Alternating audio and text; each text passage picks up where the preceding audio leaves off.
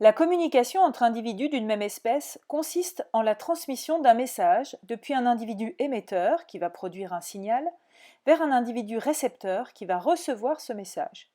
La réception de cette information peut alors entraîner une modification du comportement du récepteur. Il existe une grande variété de modes de communication dans la nature. Par exemple, les messages peuvent être de nature visuelle, comme on le voit ici avec l'araignée paon. Le mâle est plus petit que la femelle qu'on voit ici à l'image. Il attire son attention en levant les pattes en l'air et en déployant son abdomen pour faire une danse effrénée. Ainsi, il émet un message qui est reçu par la femelle. Admirez la chorégraphie. She an all-star, call her MVP. Dancing on the floor like we living so free. She an all-star, call her MVP. Dancing on the floor like an earthquake. Earthquake on the floor like a fault line. Don't stop, keep moving to the baseline. Everybody move fast and pause. Hands up in the air like you're outlaws. Earthquake, nigga, shake, shake, shake, shake. Earthquake, nigga, shake. Et ce message peut entraîner un changement de comportement chez la femelle, à savoir l'acceptation du mâle pour la copulation.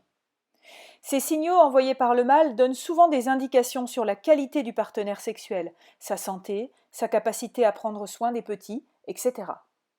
La communication peut également être de nature chimique. Par exemple, chez le bombix, vous voyez sur ces images une femelle et un mâle. On observe une différence bien visible entre les deux sexes. En effet, le mâle présente une paire d'antennes qui lui permettent de capter des signaux envoyés par la femelle.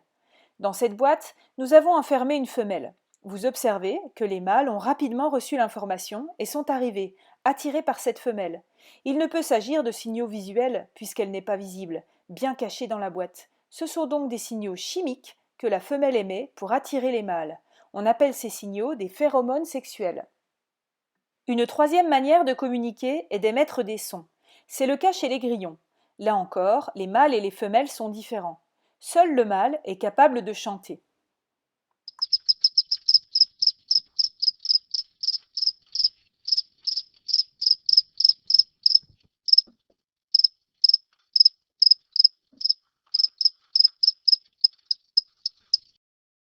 Et comment fait-il cela? Eh bien, c'est grâce à ses élytres. Vous voyez ici en gros plan que sur la face supérieure des élytres, il y a plusieurs zones.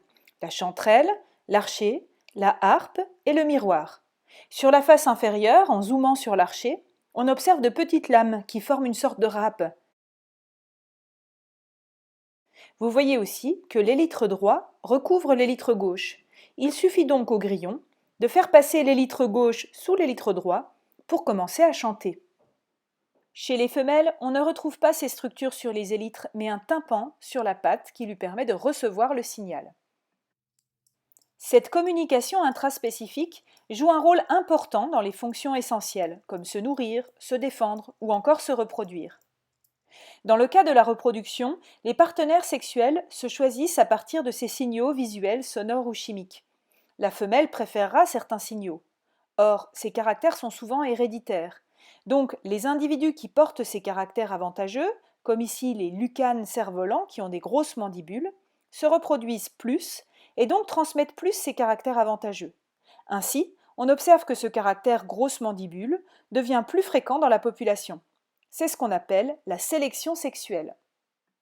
Mais ces signaux sont également bien visibles des prédateurs. Il doit donc y avoir un compromis entre sélection naturelle par les prédateurs et sélection sexuelle par le choix du partenaire.